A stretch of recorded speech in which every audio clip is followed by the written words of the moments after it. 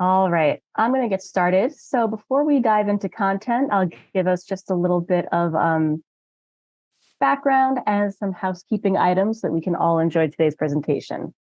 This is Aurora Dreger from the Educating All Learners Alliance, and welcome to today's webinar, Tearing Down the Wall, How Personalized Learning Unifies General and Special Education, hosted by the Educating All Learners Alliance, or ELA for short, featuring Think Inclusion and KnowledgeWorks.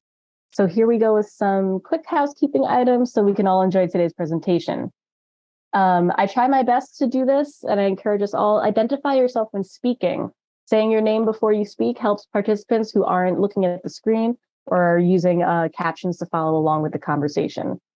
We're going to use the chat and the Q&A function if you have questions or you want to add comments.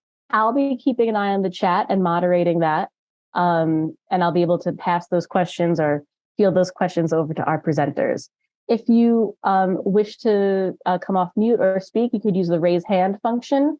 And when there's a break in the conversation, I'll be able to get you in there. If you don't want your message to be seen by all of the attendees, you can also use the drop-down menu to just directly chat with the hosts and panelists. Closed captions have been enabled for this meeting. You can turn yours on or off by clicking the box that says CC on your control bar.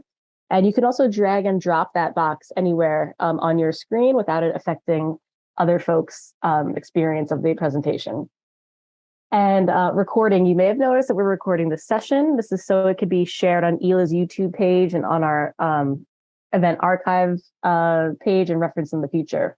But sensitive information or personal stories like that will be all edited out before sharing the final recording. We're going to share links, emails, resources, all that good stuff in the chat. And after the webinar, we'll send out an email that compiles all those resources along with the link to the recording. So don't feel like you need to hurriedly take down notes unless that's your thing. Okay, so before we dive into today's content, here's some information about ELA. We are a coalition of organizations dedicated to producing and sharing resources, programs, and events just like this, dedicated to supporting students with learning differences. So with us today are Karla Phillips-Krivickas from Think Inclusion and Virgel Hammonds from KnowledgeWorks. So excited to share space today with them. Thank you everyone for joining us. And I'll now pass it over to Virgil to kick us off with today's presentation.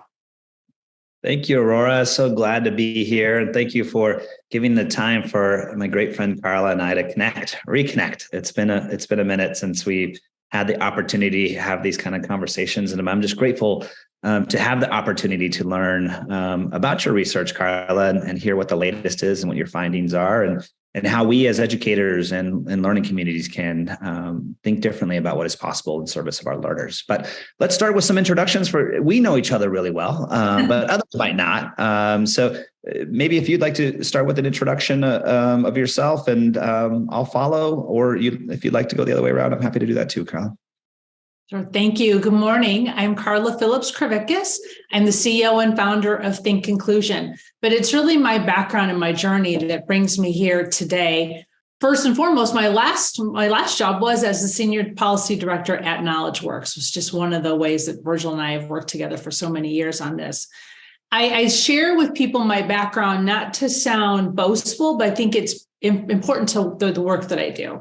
So I have about 22 years of state policy experience here in Arizona and nationally, governor's offices, state legislature, state Department of Ed, and a variety of nonprofits. And along that journey, I had two beautiful children who have disabilities. And through that journey, I began to see that even though I thought I was really working for all kids, I saw a big void and a voice for kids with disabilities. So I had to make the difficult decision to leave KnowledgeWorks and start this new company. And that's what I'm doing. And I'm really excited to partner with KnowledgeWorks on this particular project. Yeah, we're excited to do that, to be with you, Karla, and to ideate and share and amplify your thought leadership in any way we can. And a little bit about myself and KnowledgeWorks. I'm Virgel Hammonds, calling from Portland, Maine area. Grew up in California, where I served most of my time as an educator, mostly middle school and high schools. as an English and social studies teacher, principal, and came to Maine and was a superintendent prior to coming to KnowledgeWorks as a chief learning officer. And at KnowledgeWorks, for us, we really think about how we can support individual, regional, and statewide learning communities in helping them to realize their vision for what personalized competency-based learning could look like in their world and for their learners and for their communities. And we do that in a number of ways through really focusing on policy that creates those flexibilities and those opportunities, thinking about practices that support educators, parents, learners, and communities, and designing a learning infrastructure that makes sense for all learners, and also the research to share and amplify and share with others that are on the journey so that we can all collectively learn from the progress of communities across the country.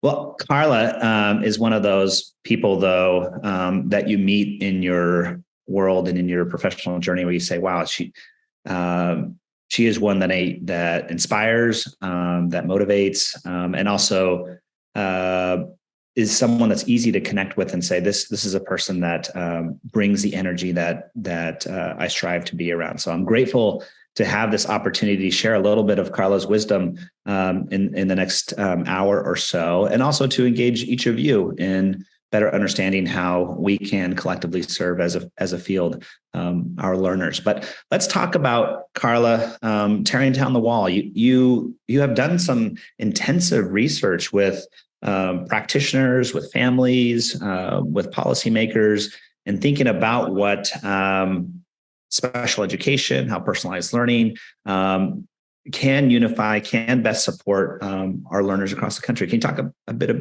more about what you've learned, what your process was?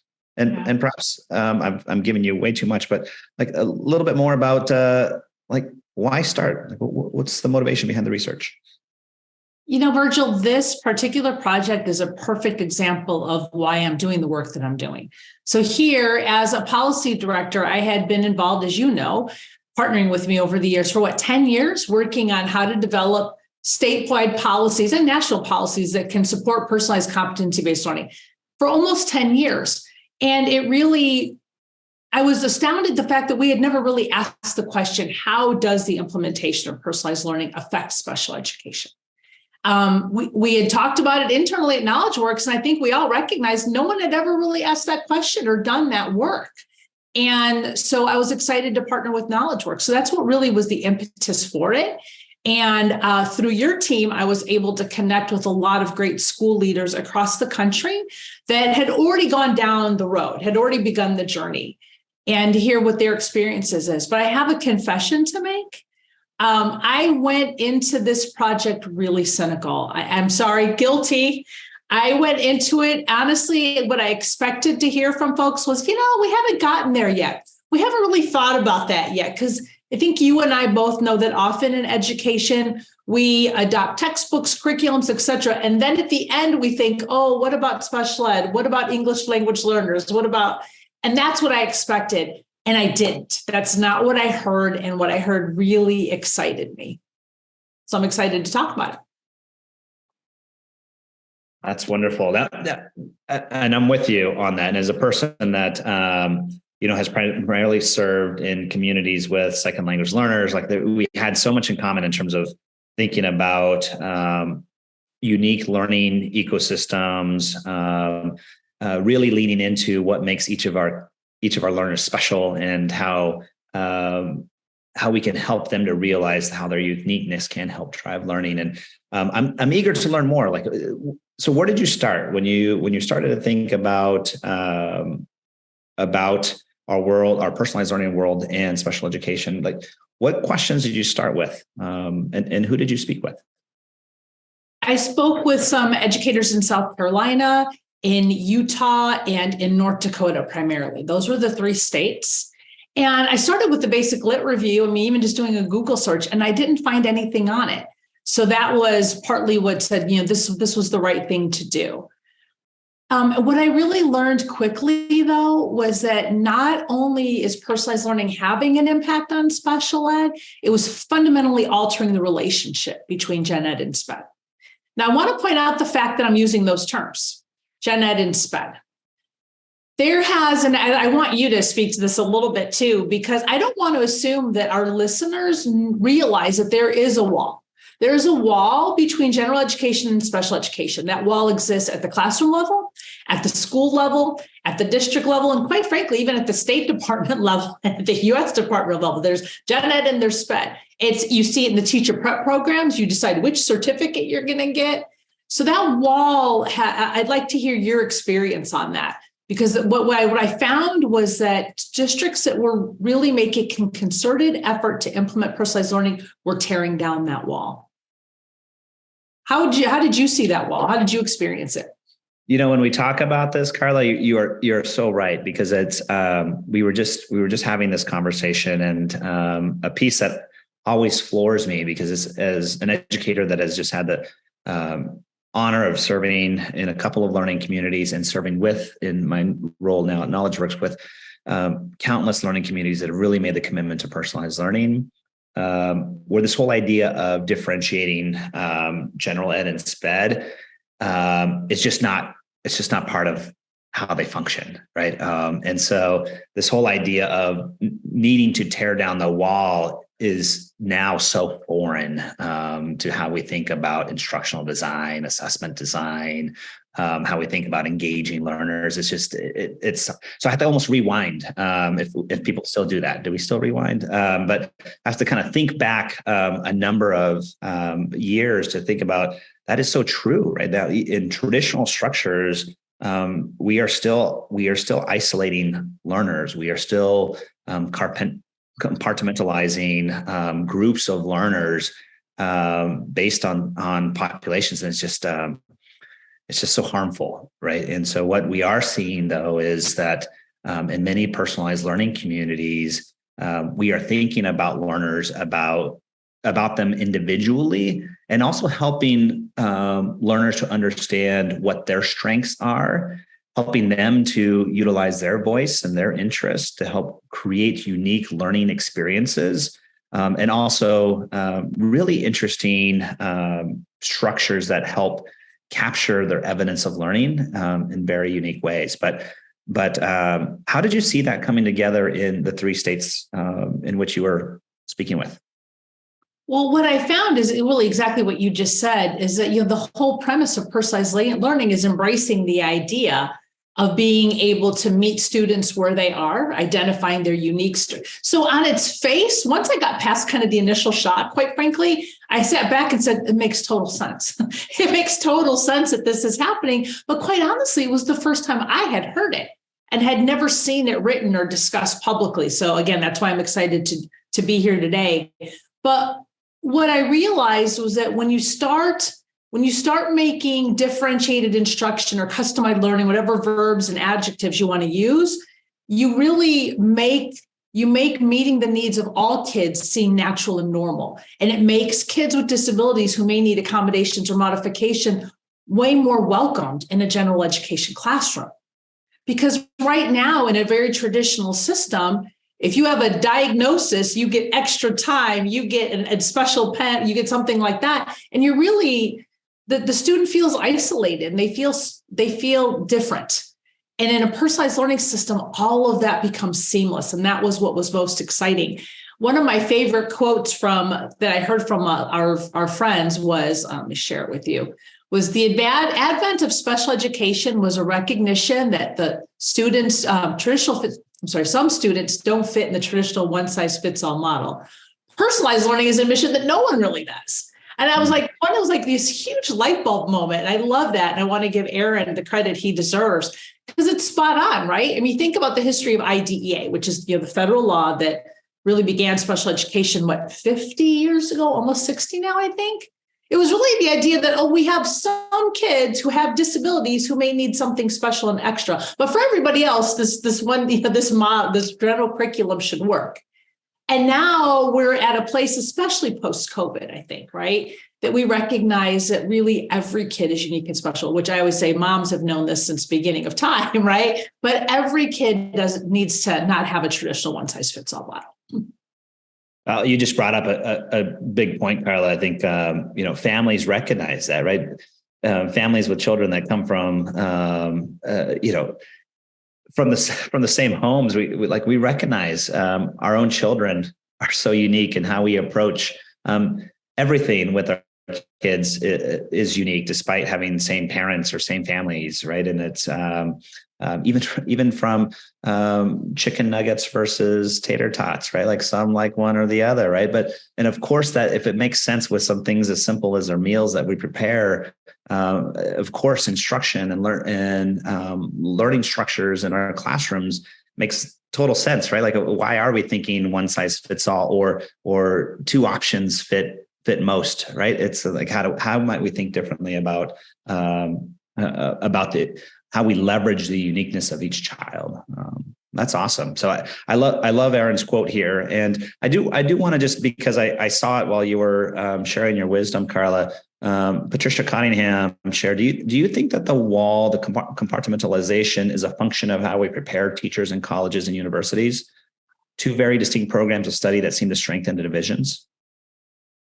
Yes, that's something I've been thinking a lot about lately, especially after this project. A little something you all should know is I actually sit on the State Board of Education here in Arizona. So it's a lot of the work that we do is write the rules and the regulations for teacher prep programs. And I've been thinking a lot about, and thank you so much for raising this issue, that we're traditionally asking, like really stereotypically, 19-year-old girls get into the College of Ed. And the first thing they have to decide is, do I want to go into a general ed certificate or a special ed certificate? Mm-hmm. And then we're shocked. 20 years later, they come and say, oh, those aren't my kids. We asked them to make that choice. And again, I don't think it was intentional, but yeah, you're right, Patricia. I think the foundation of that wall is being laid at the teacher prep program, and by no fault of their own, but by the way we've structured certificates and the regulations that guide those. Yeah, that's a good point. And we continue to exacerbate that, right? In how we structure our schools, just putting my principal hat on as well, right? It's, we have our different departments in our special ed department. Oftentimes it's on its own, working with learners that are on IEPs or 504s, but oftentimes in isolation, separate of the rest of the teaching population, the rest of the instructional team, right? That just continues to build and continues to create these inequities and lessen the opportunities that we could inspire and co-create with all kids. Funny you should mention that. One of the things I heard from a superintendent of a district in North Dakota was he really felt that some of the things that he did that made the biggest difference were the fact that the special education department is now under teaching and learning. Like they're like in separate divisions, literally, of a district, and literally making sure that they were doing co-teaching, that they were doing co-prep planning. All of this is really intentional merging of them. Because again, if you're not in a school, you don't realize how divided they really are. But those little things are actually really big things, and they made a big difference for him and his district. Yeah, there was a great opportunity that does remind me of a situation in my learning community as superintendent, where our special ed team, as we were thinking about how we create personalized learning opportunities for all learners across the system, across our communities, what came to be was we learned so much actually from our special ed team that clearly we had not really understood the amazing learning structures and opportunities they were creating for learners. And they said, we've been doing universal design for learning for years, right? And yes, this actually would support all learners, whether they're are receiving accommodations or modifications anyway, or not. And how about the idea of we actually create those or create those flexibilities for our entire population of learners, and just the amount of instructional synapses that were happening as a result from connecting and collaborating with our special ed team was just inspiring. That's awesome. Well, that really leads me to the two big themes that I heard. One was that and it's kind of a chicken and egg thing. The changing of mindsets and the increased amount of flexibility that they were providing teachers and students really caused that wall to come down. Because when you're giving every student the flexibility or the services and supports they need, special ed's no longer singled out, either as a department or as the students themselves. But it's really a change in mindsets, because if you think about gen ed teachers, again, no fault of their own, this is kind of the way they've been trained, is that, oh, well, if you need extra time, you need to get a diagnosis, you need an IEP, rather than thinking, okay, well, how do we meet the needs of all of our learners? They've been really stuck in a one-size-fits-all model. So they had to really change their mindset to say, no, we're going to provide flexibility to all of our learners, or provide the services and supports that they need. So those two things really went hand in hand. And I often thought to myself, I wasn't sure which came first, right? And which caused either one, but those were the two things that stood out in every conversation that I had. Well, I agree with you, but let's ask the question that comes up a lot. And I'm sure it came up in your research and your conversations, Karla. So this whole idea of increased flexibility. So if I'm back in my middle school English classroom, what do you mean? How am I going to structure? I've had anywhere from 30 to 45 kids in my classroom. Like, how am I going to create flexibility for all 30 or 45 learners? What did you find? What did you learn? What have folks said about what that flexibility could look like? Yeah, that's a great question. It came up a lot. And I also want to just take a special second to give a really great shout out to all of the people I spoke with that are doing amazing thing for kids, but also took the time to speak with me. And they are definitely innovators in and of themselves. But that came up, I'd say 2 or 3 times, because the folks that were like leading the personalized learning charge in that district or that school would have that question. You and I have heard that all the time in the field. How do I do 30 different lesson plans? And what they're consistently telling people is you're not doing that, but what you're going to provide is perhaps a menu of 5 or 6 different ways to do it. And let students, really building that student agency too, right? To say, no, this is what I need. But that was a big a myth or misperception that needs to be broken down, that it's not about 30 individual plans. It's about providing maybe perhaps a menu of options. Yeah, exactly right. It's like starting with some choices around how you can demonstrate learning or how you can receive instruction as well. But I think another key piece is what you just referenced, like learner voice. Perhaps they can advocate and create different options for themselves, right? But creating, again, changing those mindsets, even for learners, right? Creating a culture of agency is also a key element of that, right? So helping learners to say, hey, look, you can advocate for different structures, different modalities, and perhaps different learning partners, right? So oftentimes for us as educators, we think about our own caseload of learners, my own classroom, but what about partners within our schools, right? And Arizona State's has this really great research around teams of teachers, which is wonderful. And today we've talked a lot about learning communities. So thinking beyond school walls, like who are the partners in our communities that can also help support our learners and increasing those flexibilities and those learning opportunities for our children. Well, one of the things that has probably stood out to me the most this first year of my work, I've been incorporated for a whole year, is the amount of myths that are surround special ed. And it's become very clear to me that unless you have a child with a disability or we're doing that work in the field, they know very little to none. And there are a lot of misperceptions. And the truth of the matter is, and I say these terms tongue in cheek, is that when people think of special ed, and most people won't say this publicly, but I've seen it, they have these images in their head. And it's autism, it's Down syndrome, it's kids that are hearing impaired, visually impaired. They're thinking wheelchairs, they're thinking severe medical necessities. But those 5 things I just listed represent less than 10 to 15% of kids with disabilities. And I want to point that out because it's part of the mindset thing that changes, right? So that means that we know that about 70 to 80% of kids with disabilities spend all of their day in gen ed classrooms. I call them invisible disabilities. They're kids with ADD, they're kids with dyslexia, they're kids with a speech language impairment who are struggling and only need some increased flexibility or a little bit of accommodations and modifications.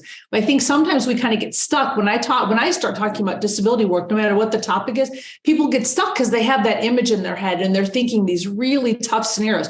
they're complex learners. I get it. My daughter is one of those complex learners, right? My daughter has Down syndrome. But we could better serve the vast majority of kids with disabilities in gen ed classrooms where they would thrive. We just kind of started breaking down that wall and that mindset that everybody has to fit into the one mold.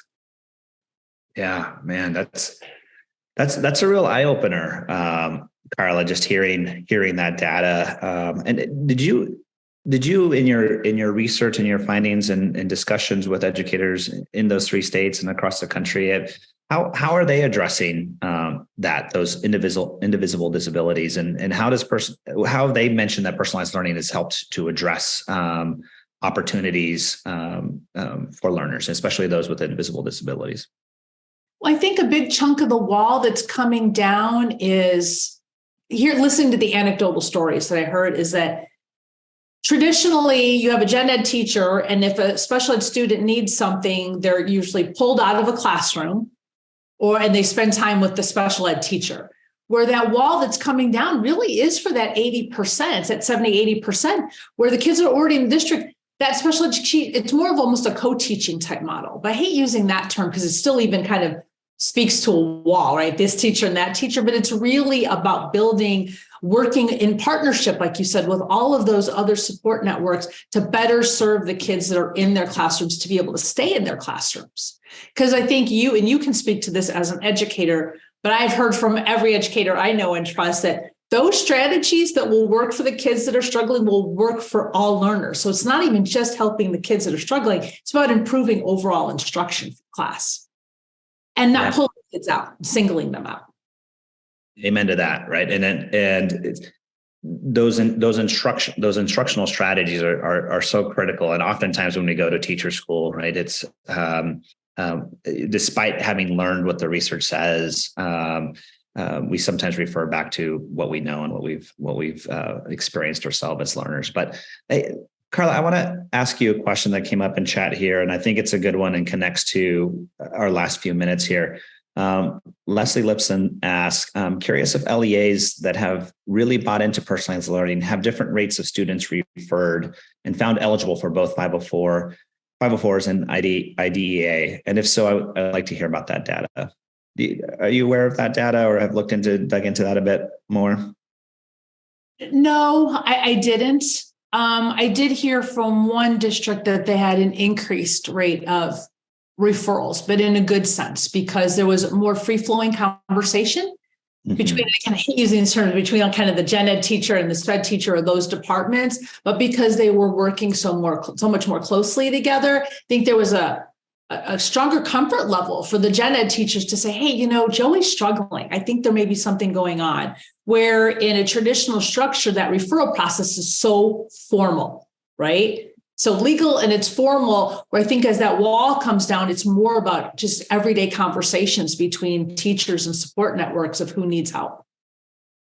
Yeah, and I've seen it go both ways as well, Karla. So I think Leslie brings up a really interesting question that perhaps is something we should look into more, especially for those learning communities that have made a systemic commitment to personalized and competency-based learning. Because I've just my own experience and what I've seen in learning communities that we serve at KnowledgeWorks is that we've seen it go both ways, where actually you have learning communities that have seen less learners referred for the formal 504 or IEP structures because they feel like they are actually receiving personalized already accommodations. And so because they are receiving those supports, perhaps there's a perception of less of a need for the formal structure.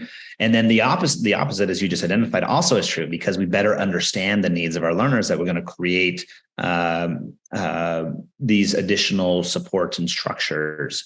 So it could be really interesting to see how that plays in. And I had a recent conversation with a learning community in Texas, Karla, that actually said something really interesting, where there was actually greater advocacy from their own learners in recognition where they might need additional supports, right? Because that culture and those mindset shifts that you referenced are now permeating not just amongst the adults in the learning community, but for especially learners. So they're starting to say, hey, look, I might need some additional support, time, or a different strategy for acquiring this competency or this the standard. I love that. And thank you for that question. I'm going to jump to the next slide. I got a lot of pieces of advice from our interviewees, and I want to discuss some of them. Wrong way. Because one of them speaks to exactly what you just said. And one of them was because there were a couple of folks, Virgil, who must have had that same experience that you heard that said, well, maybe we don't need to refer anymore. We can provide their needs in the gen ed classroom. And that's great, but we need to recognize that personalized learning doesn't replace the rights and requirements that they get under federal law. So that came up actually at least 2 or if not 3 times, as I recall, as a big caution. Don't think that they don't still need formal accommodations. And there's lots of reasons why they need that. Even getting that 504 in place will also help them transition to higher ed. There's lots of other reasons you need to formalize that, but there's legal reasons too. So that was a big caution we heard. And the second one, though, of course, was designing personalized systems with special ed, not only in mind, but at the table from the beginning. And I heard that over and over again. And some folks sharing with me that they knew in retrospect that that was a mistake they made, that they didn't have special ed at the table from the beginning with design in mind. So I'd love to hear what your thoughts. I mean, you're out there all the time designing these systems for districts. And I think my intuition is that the folks that are really committed to personalized learning have already made that mental shift, get that, and know, okay, these are our experts in differentiation. These are our experts. I think some folks may need a little bit more time to have that recognition, have that aha moment. Yeah, no, I'm so grateful that you reference, and perfect timing to reference advice from the field, right?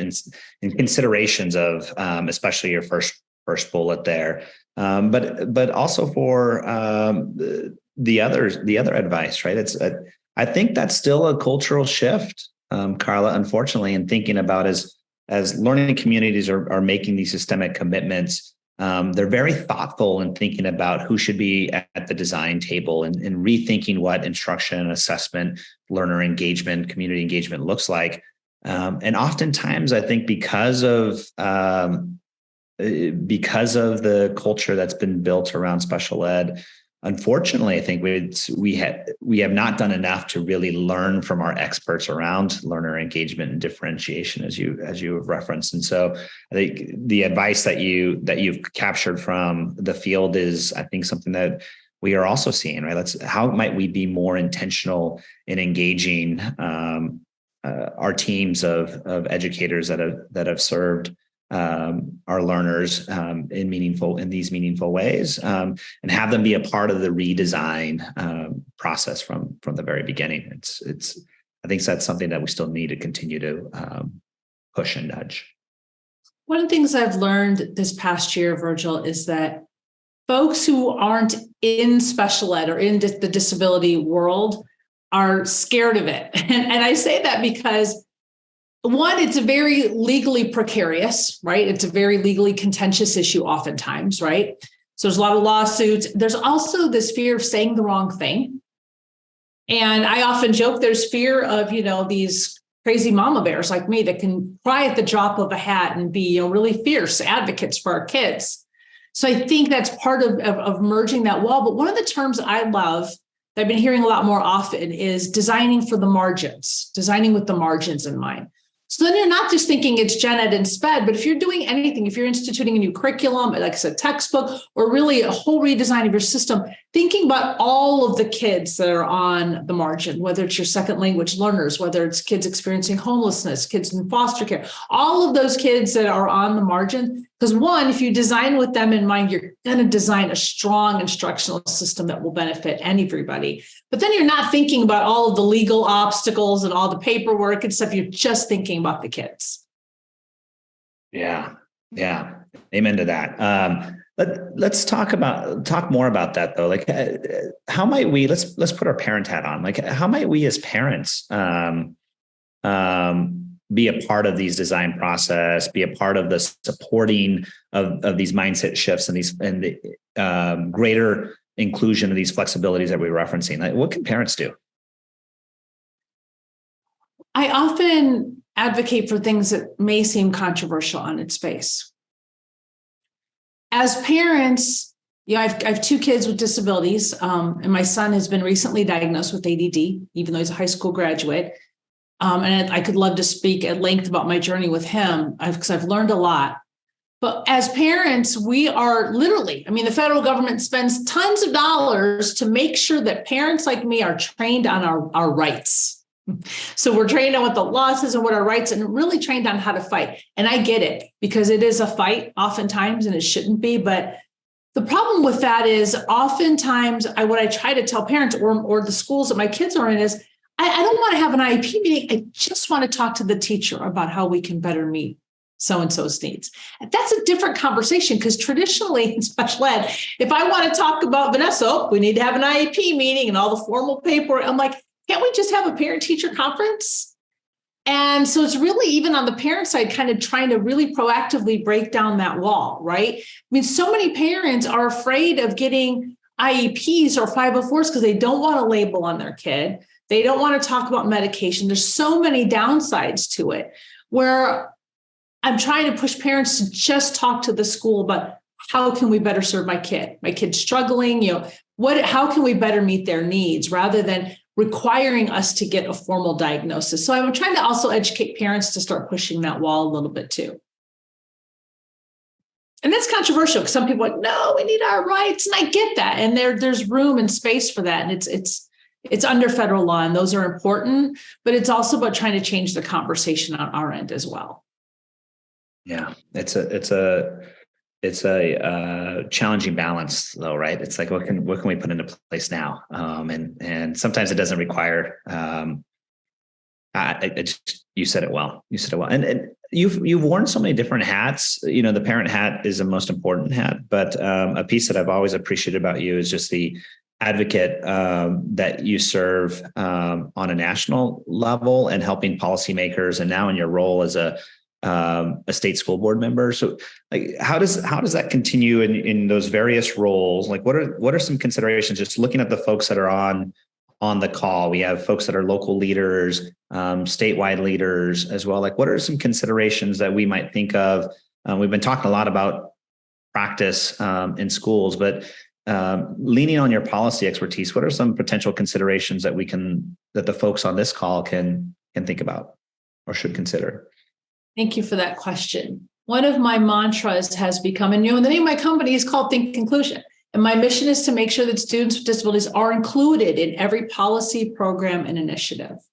And I'll give you a few examples of things I'm working on right now. One of my mantras has become inclusion, not exemption. It literally came up in a conversation I was on with a bunch of advocates, and we were talking about some education issues.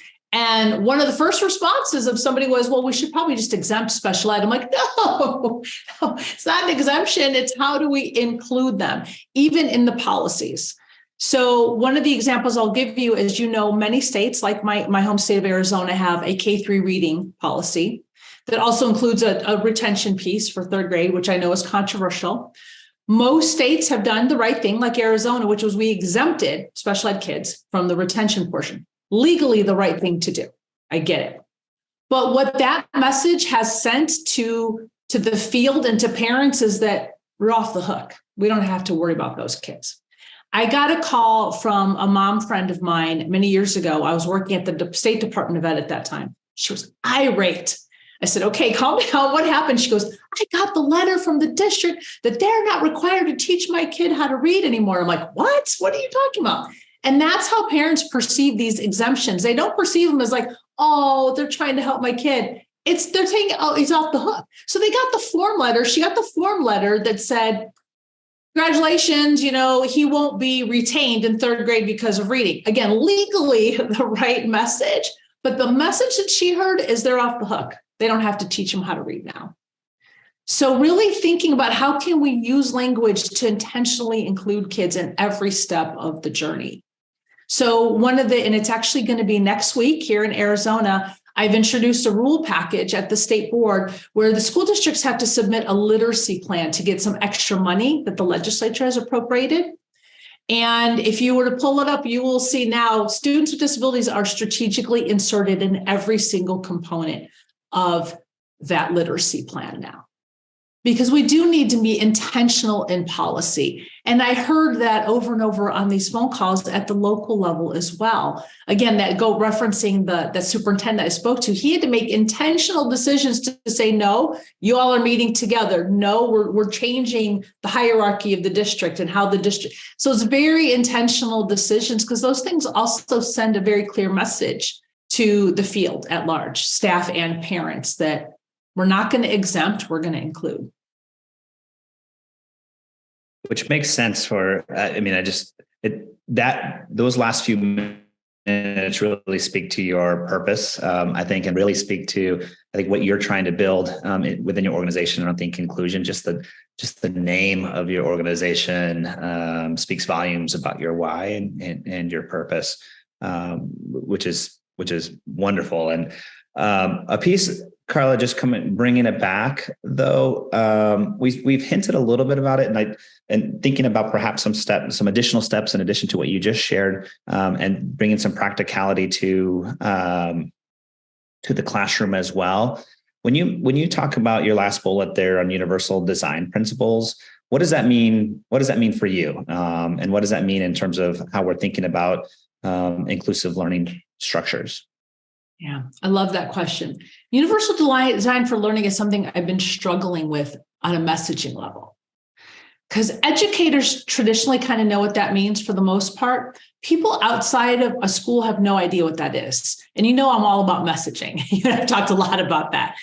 But the way I'm starting to try to explain universal design is designing for the margins, or flipping the model. Because too often what happens is we adopt a curriculum or a textbook and we say, oh, what do we do about these kids? What do we do about those kids?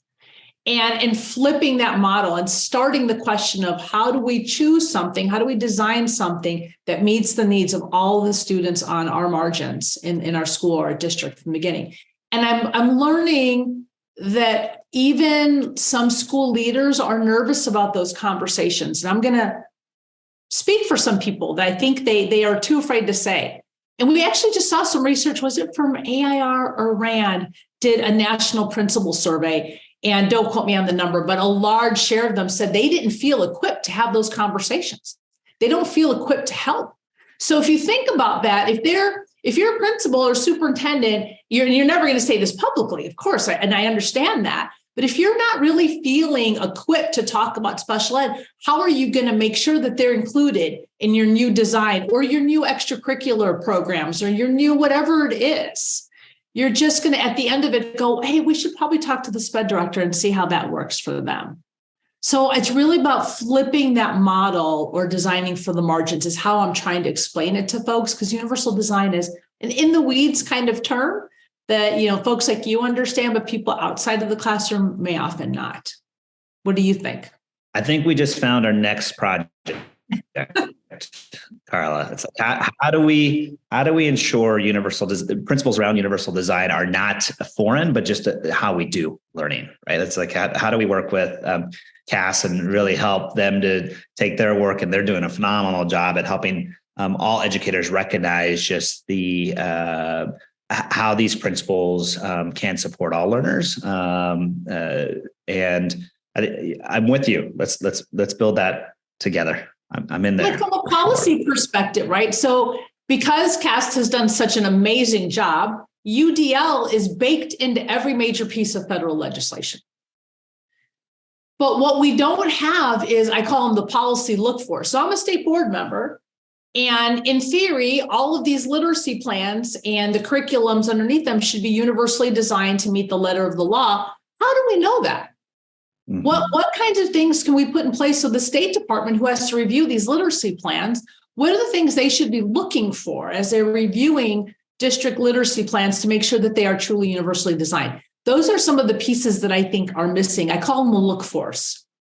What should we be doing to make sure that happens? One of the things that I put into that rule package for next week is that under federal law, every assessment that's given at LEA-wide has to be fully accessible. That's under federal law. How do we know that? Mm-hmm. How do we know that? So we're putting that in the literacy plan, and our state department's going to have to come up with a way to determine that. It's probably going to be working with vendors and stuff, but really holding people's feet to the fire to say, show me how that is universally designed. How is that accessible to all learners? How do we get more Karlas in our state school boards is the question, in our legislatures. But hey, we didn't talk about this in preparation for this call, but I know you'll be ready to roll with the question. Because you mentioned before principals in that survey, but I know who are still struggling with thinking about how to be more inclusive. Let's talk about another population. We oftentimes focus on K-12, and not enough time is spent on how our higher ed partners can be of greater support and thinking of this work. So I know you've started to really kind of push and nudge higher ed partners as well. What's the latest there? What are you thinking about? How are you engaging those folks? Okay, Aurora, since you introduced this subject, we're going to need another hour, just letting you know. I have, and part of it is work that I've done with KnowledgeWorks. So I'm glad that you raised it up. One of the projects I did for KnowledgeWorks 2 years ago, KnowledgeWorks is a member of the College and High School Alliance, and they are really leading the work nationally on dual enrollment or early college opportunities. In partnership with them, I did a full 50-state scan of those dual and concurrent enrollment policies and how they affect students with disabilities. We developed a framework, and then I did an actual audit for Colorado and Rhode Island at their request and what they need to do. And then this past year in Arizona, I was successfully, with the help of a lot of great friends here, getting a really critical amendment on a big dual enrollment bill.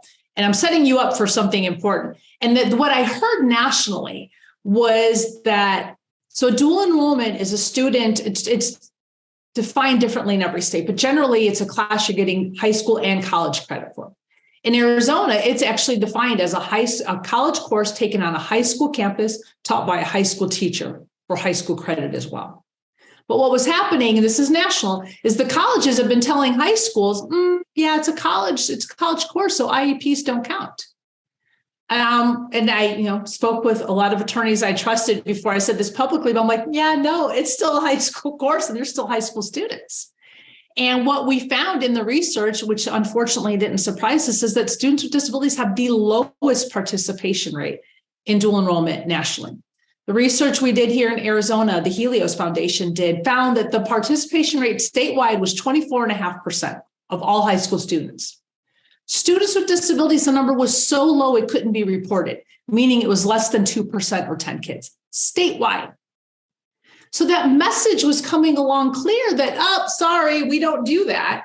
So we were able to get an amendment this year on that bill that says IEPs and 504s must be honored in a dual enrollment course. Now, for the record, if significant modifications are required, the college can decide to not award college credit for that course, and that's appropriate.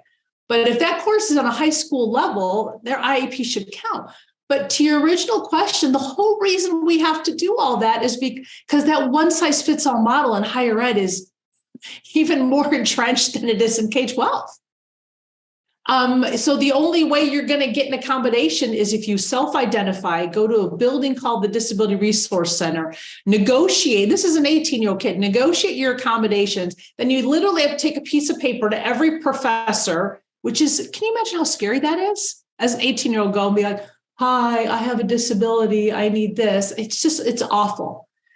So that process, there's a lot of room for help, and not because higher ed's doing anything wrong, but we need to improve outcomes for kids. And higher ed recognizes that, right? They're all really, every state is looking a lot harder at higher ed and their outcomes.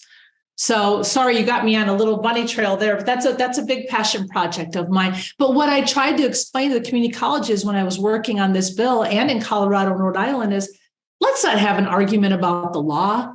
Let's have a discussion about what do we need to do to meet the needs of kids. Because there's nothing in federal law preventing you from going above and beyond and doing anything a student needs to achieve.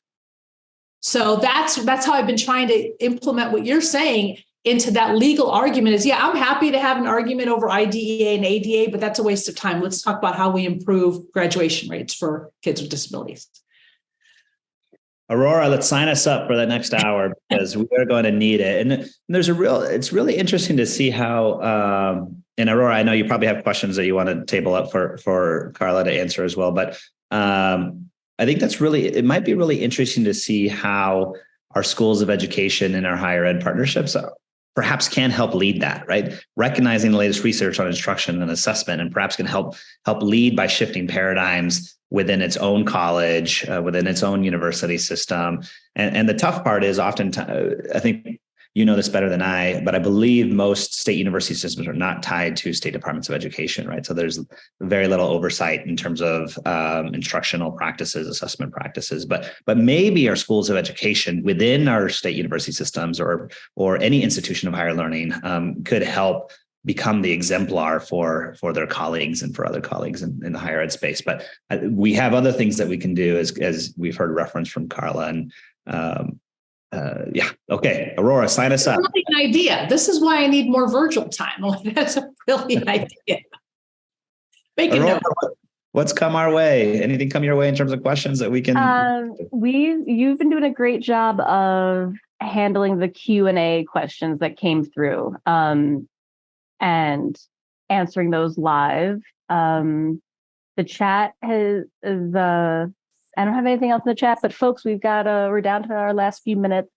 So if there's anything that you want to, question that you want to ask, type it in the chat, raise your hand, let us know. So how can folks stay involved? Virgil and Karla, folks want to, learn more about this topic, follow the work that you're doing. Yep, there we go. So I'm just going to say, do you have a contact us or a follow-up slide? So what's coming up next for Think Inclusion? Any projects in the works or? Yeah. So I'm going to try to start working on the implementation of that dual enrollment project. So that's going to it's going to be a sea change for the colleges. And 2 is the reading package. So we're having a public hearing on that next week. I'm really excited. We'll be the first state to do that.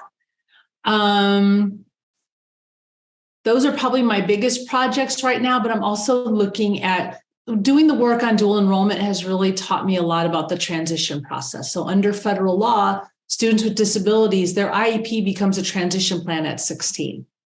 And it's really supposed to lay out their college and career goals and all the services and supports that we provide them. But the data is not very good nationally.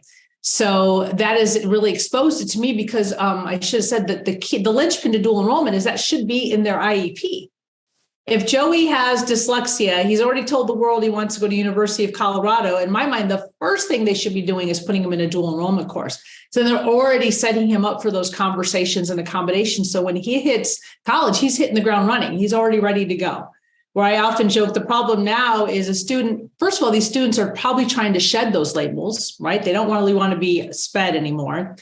And then they get to college and they're partying, they're rushing fraternities and sororities. And halfway through the first semester, they're like, oh crap, I think I was supposed to go to that disability place.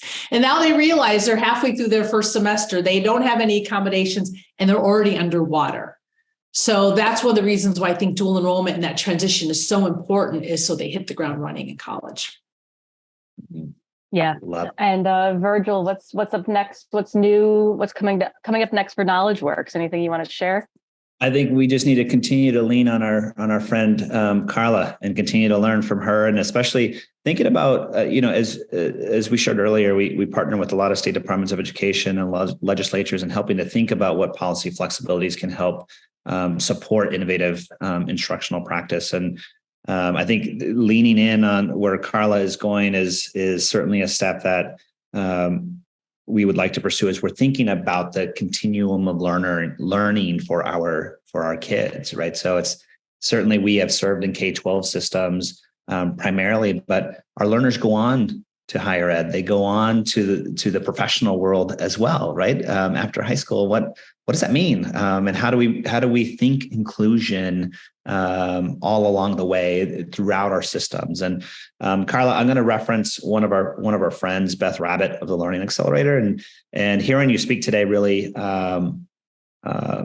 kind of connects to this quote that I'm going to reference her on. She says, if we're serious about building systems of equity and excellence for all students, then we simply can't afford to deny students and educators the ability to make meaning and find motivation through their unique perspectives and histories. And what you are building through Think Inclusion and in partnership with Aurora and team and state departments and state partners across the nation is you're recognizing what makes each of our kids so beautiful and amazing, and ensuring that their aspirations and their dreams do become a possibility. So I'm grateful to have had this conversation with each of you and with those on the call, and look forward to having future collaborations.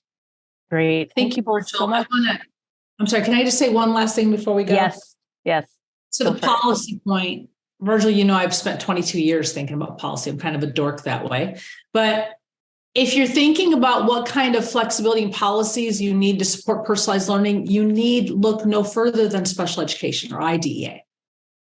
Everything you need is in there. So I've been thinking a lot about really the fact that we're not spending all of our time in the personalized learning community as policymakers thinking about what are the lessons we could learn from 60 years of IDEA. What has worked, what has not worked? Because we know data-wise, it hasn't always worked really well.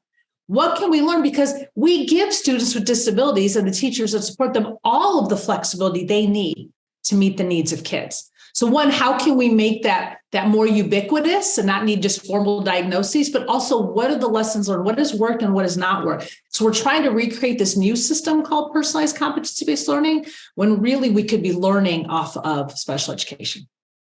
My humble opinion. Thank you, everybody, for joining us. We're right at time, so I'll wrap us up. You can check out our website, educatingalllearners.org.